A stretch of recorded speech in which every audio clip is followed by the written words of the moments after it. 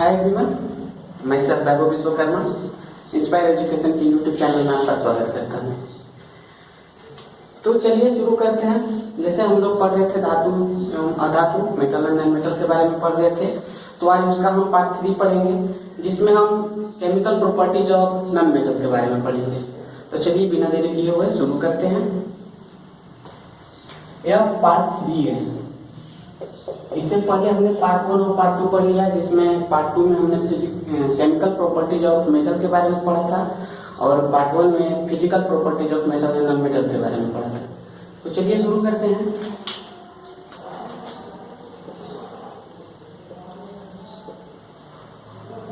Chemical properties of non metal.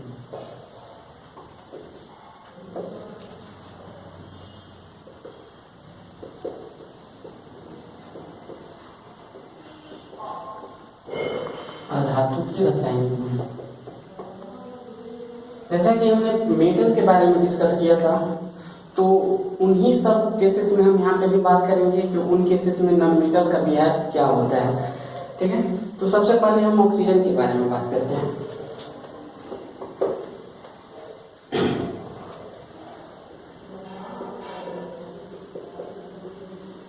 Reaction of non metal oxygen.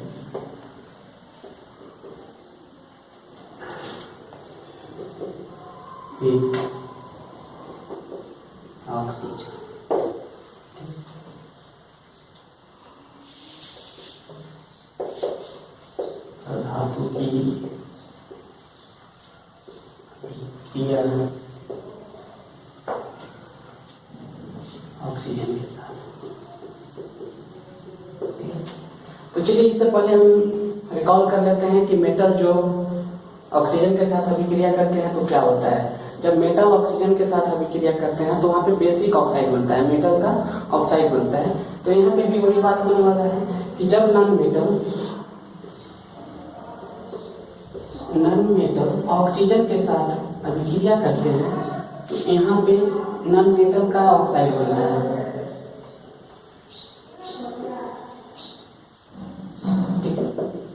Non metal का oxide बनता है और सिर्फ जस्ट ऑपोजिट वहाँ पे जैसे बेसिक बनते थे, बेसिक नेचर होता था ऑक्साइड का, यहाँ पे क्या होगा कि यह एसिडिक होगा।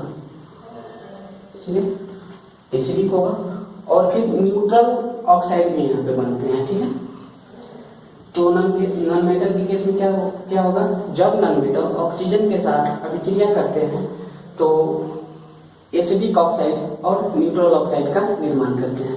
ठीक है, चलिए पहले हम देख लेते हैं एसिडिक ऑक्साइड के केस में।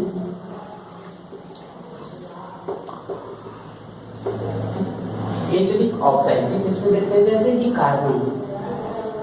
कार्बन को अगर आप ऑक्सीजन के साथ अभिक्रिया करा दो तो ये क्या करता है, कार्बन डाइऑक्साइड बनता है। कार्बन डाइऑक्साइड बनता है या गैस होता है, ये भी गैस है, गैस ऑफ। यहाँ पे कार्बन डाइऑक्साइड बनेगा जिसका नेचर क्या होगा, एसिडिक।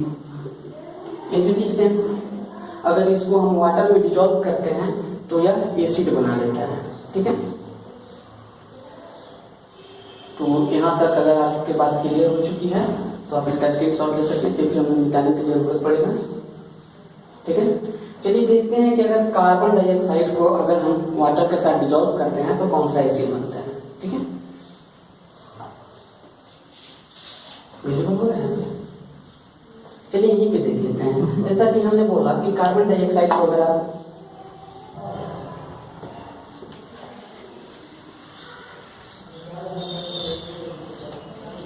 अब बात करते हैं कि कार्बन डाइऑक्साइड, तो जो कार्बन डाइऑक्साइड है इसको वाटर के साथ डिजॉल्व करने के बाद क्या होता है। अगर कार्बन डाइऑक्साइड को वाटर के साथ डिजॉल्व करते हैं हम तो कार्बनिक एसिड बनता है। क्योंकि यह एसिडिक नेचर का है, एसिडिक नेचर का है, वाटर के प्रेजेंस में आयन डिजॉल्व हो जाएंगे, आयन टूट जाएंगे और पूर्णतः एसिड के जैसा बिहेव करने लगेगा। तो यहाँ पे कार्बनिक एसिड बन जाता है। ठीक है, आगे बात करते हैं, हम सेकेंड एग्जांपल लेते हैं, सल्फर की बात करते हैं।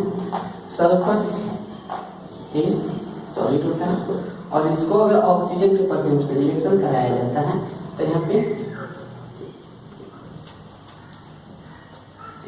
सल्फर ऑक्साइड बनता है SO, ठीक है, जो कि गैस होता है। बातें क्लियर हो रही है? और यह क्या होगा, एसिडिक नेचर का होगा। तो अगर हम इसको भी अगर वाटर में डिजोल्व कर दें तो ये भी एसिड बन जाएगा। तो चलिए वाटर के साथ रिएक्शन भी देख लेते हैं इनका। अगर सल्फर डाइऑक्साइड को आप H2O जल के साथ रिएक्शन कराते हैं, मतलब जल में घोलते हैं उसको, तो क्या होता है, सल्फ्यूरस एसिड बनता है, ठीक है। यह क्या है, एसिड है। बातें क्लियर हो रही है? तो क्या होता है, जब भी कोई नॉन मेटल ऑक्सीजन के साथ अभिक्रिया करता है तो एसिडिक ऑक्साइड और न्यूट्रल ऑक्साइड बनाता है। तो यहाँ पे एसिडिक ऑक्साइड के बारे में हमने डिस्कस कर लिया। कार्बन के केस में देखा कि एसिडिक ऑक्साइड बन रहा है, सल्फर के केस में भी एसिडिक ऑक्साइड बन रहा है। चलिए अब बात करते हैं न्यूट्रल ऑक्साइड के बारे में, ठीक है। इसके शॉर्ट ले लीजिए आप इसका।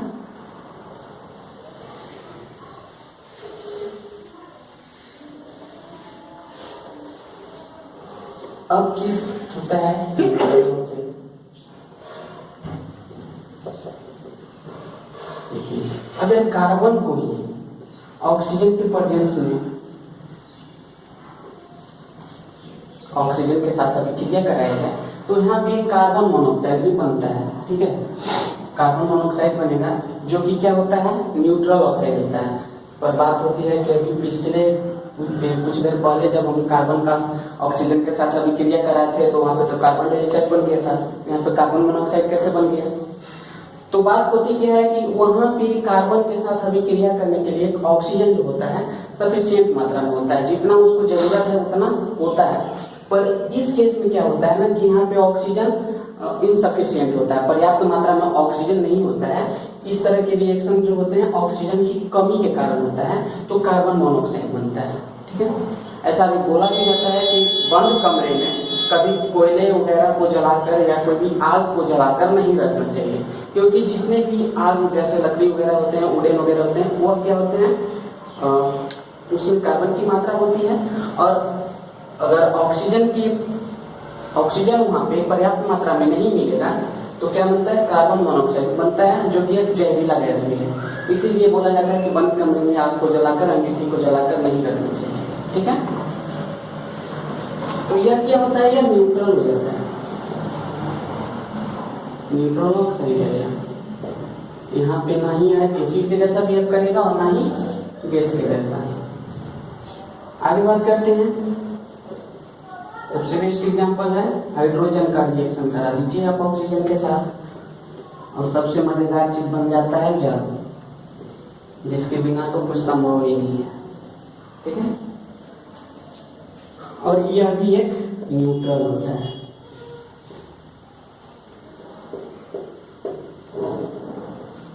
बातें क्लियर हो रही है?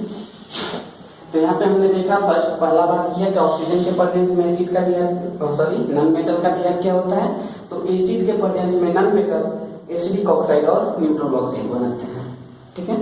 चलिए आगे हम बात करते हैं सेकेंड, वाटर के केस में।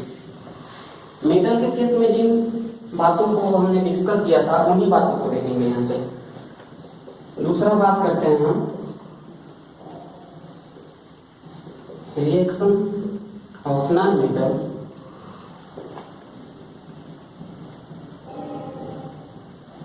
विथ जल H2O, धातु की अभिक्रिया जल। देखिए कोई भी सब्सटेंस, कोई भी केमिकल सब्सटेंसेस जो है अगर जल के साथ अभिक्रिया करता है तो उसके लिए जरूरत क्या होता है कि उस सब्सटेंस, उस पार्टिकुलर सब्सटेंस के पास एबिलिटी हो कि वह जल के साथ, जैसे कि जल है, ये क्या होता है, हाइड्रोजन और हाइड्रोक्साइड मिलकर बने होते हैं। यहाँ पे पॉजिटिव चार्ज, यहाँ पे नेगेटिव चार्ज होता है और दोनों एक दूसरे पर न्यूट्रल किए हुए रहते हैं। तो जल के केस में यह फॉर्मेशन होता है। और जो पार्टिकुलर सब्सटेंस जो है अगर इसके साथ रिएक्शन कर रहा है, इसका मतलब कि उसके पास एबिलिटी है कि वो हाइड्रोजन को डिस्प्लेस कर रहा है। ठीक है, हाइड्रोजन को डिस्प्लेस करने का अगर एबिलिटी है उसके पास तभी वह रिएक्शन हो पाता है, अदरवाइज रिएक्शन नहीं होगा। और बात किया जाए नॉन मेटल के केस में तो कोई भी ऐसा नॉन मेटल नहीं है जो हाइड्रोजन को डिस्प्लेस करने की एबिलिटी रखता हो। ठीक है, तो नॉन मेटल जल के साथ कोई भी अभिक्रिया नहीं करते हैं। तो यहाँ पे सिंपल हम लिखकर चल लेते हैं, क्या होगा, नो रिएक्शन, कोई भी रिएक्शन नहीं होगा। बात आती है कि क्यों नहीं होगा, because non metal have no tendency to replace hydrogen, hydrogen को रिप्लेस करने की ताकत उनके पास नहीं होती है। ठीक है, आगे बात करते हैं थर्ड नंबर। बातें क्लियर है, स्क्रीनशॉट ले लीजिए इसका।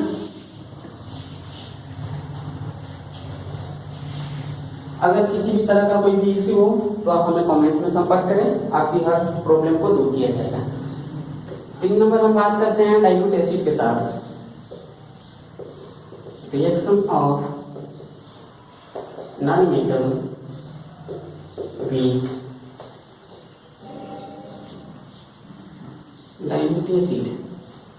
ठीक है, सेम बात यहाँ पे भी होगा कि एसिड के साथ रिएक्शन करने पे, एसिड में कोई भी एसिड हो तो वहाँ पे एक कॉमन एलिमेंट होता है जो होता है हाइड्रोजन, और एसिड के साथ रिएक्शन करने के लिए भी हाइड्रोजन को डिस्प्लेस करना बहुत जरूरी होता है। और नॉन मेटल तो वैसे भी हाइड्रोजन को डिस्प्लेस नहीं कर पाते हैं, तो यहाँ पे भी कोई रिएक्शन नहीं होने वाला है। ठीक है, क्या लिखेंगे, नो रिएक्शन। बातें क्लियर हो रही है। यहाँ पे भी वही कॉज देंगे कि कोई भी नॉन मेटल हाइड्रोजन को डिस्प्लेस नहीं कर पाता है, रिप्लेस नहीं कर पाता है उसको, इसलिए यह रिएक्शन नहीं होता है। ठीक, एंड फोर्थ नंबर की बात करेंगे हम, reaction of non metal with salt. देखिए सॉल्ट के साथ रिएक्शन क्या होता है, मेटल के केस में हम थोड़ा सा वहाँ पे भूल गए थे कि इस रिएक्शन को वहाँ पे नहीं पढ़ा पाए थे। तो वहाँ पे भी क्या होता है कि जैसे आप लोग ने पढ़ा होगा डिस्प्लेसमेंट रिएक्शन, विस्थापन अभिक्रिया पढ़े होंगे, तो मेटल के केस में भी यहाँ पे विस्थापन अभिक्रिया ही होता है कि कोई भी सॉल्ट है उसमें पर्टिकुलर मेटल को अगर कोई मेटल डिस्प्लेस कर पाता है, वो रिएक्टिव है, उसको डिस्प्लेस करने की ताकत रखता है, तो वो रिएक्शन होता है, नहीं तो नहीं होता है। ठीक है, तो वहाँ पे हम देखना होता है कि कौन सा मेटल किसको डिस्प्लेस कर पाता है, तो वहाँ पे डिस्प्लेसमेंट रिएक्शन होता है। तो यहाँ पे भी डिस्प्लेसमेंट रिएक्शन ही होने वाला है। ठीक है, लेकिन बात होता है कि यहाँ पे डिस्प्लेसमेंट करेगा कौन, तो मोर रिएक्टिव जो होते हैं नॉन मेटल, अगर किसी अपने से लेस रिएक्टिव को अगर डिस्प्लेस करने की ताकत रखते हैं तो वह रिएक्शन होता है, अदरवाइज नहीं होगा। चलिए हम एग्जाम्पल की बारे में बात कर लेते हैं। तो हम देखते हैं कि सोडियम ब्रोमाइड अगर है, ठीक है, और इसका रिएक्शन आप क्लोरीन के साथ करा दीजिए, तो क्या होता है, यह देखिए जैसे कि हमको पता है कि क्लोरीन जो है ब्रोमीन से ज़्यादा रिएक्टिव होता है। ठीक है, तो क्लोरीन जबकि ब्रोमीन से ज़्यादा रिएक्टिव है तो कहेगा ना भैया तो भाग हम आएंगे तुम्हारी जगह पे। ठीक है, वैसे जैसे कि सभी जगह पे ताकत का बोलबाला है, तो यहाँ पे यह ज़्यादा ताकतवर है तो इसको भगाएगा यहाँ से और बोलेगा क्या कि आप यहाँ से हटिए और अपना जगह हमको दे दीजिए। तो क्या बन जाएगा, ब्रोमीन यहाँ से डिस्प्लेस हो जाएगा और क्लोरीन यहाँ पे आकर अटैच हो जाएगा। तो सिंपल सी बात है, NaCl बन जाएगा और ब्रोमीन यहाँ पे आ जाएगा। ठीक है, बैलेंस कर लीजिए, बातें क्लियर हो रही है। तो सॉल्ट के केस में क्या होता है, डिस्प्लेसमेंट रिएक्शन होता है, विस्थापन अभिक्रिया होता है। स्क्रीनशॉट लीजिए इसका, आगे बात करते हैं हम। ठीक है,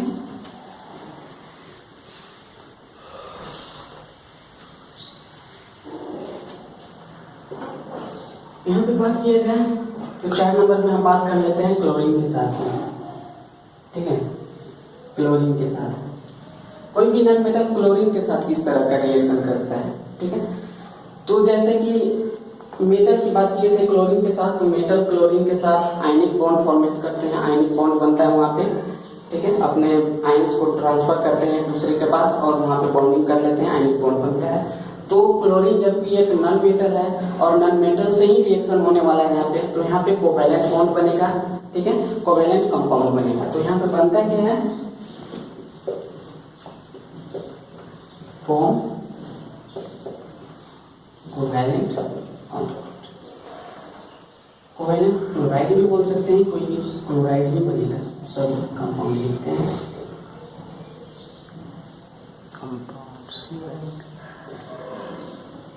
क्लोराइड इसलिए नहीं कह सकते हैं कि क्लोराइड बनाने के लिए वहाँ पे क्लोरीन आयन में डिजॉल्व होना जरूरी होता है, लेकिन इस केस में जबकि कोवैलेंट कंपाउंड आयंस में डिजॉल्व नहीं होते हैं तो क्लोराइड नहीं होता, ठीक है। तो बात करते हैं हाइड्रोजन की। हाइड्रोजन की अगर क्लोरीन के साथ हम क्रिया करा दीजिए आप तो HCl बन जाता है, ठीक है, जो कि एक कोवैलेंट कंपाउंड है।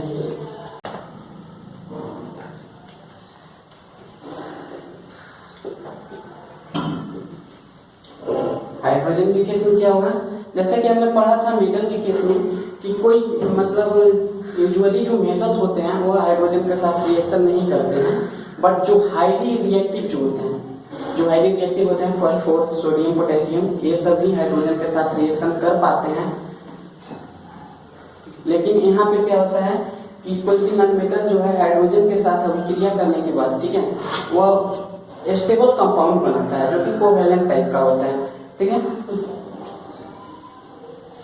जैसे बात कर लेते हैं हम,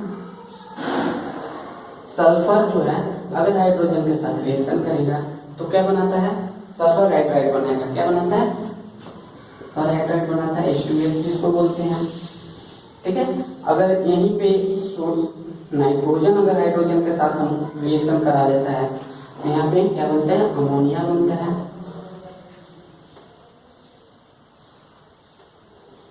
ठीक है। याद रखिएगा यह रिएक्शन बहुत इंपॉर्टेंट होता है क्योंकि यह एक स्पेशल रिएक्शन है जिसको हैबर प्रोसेस बोला जाता है।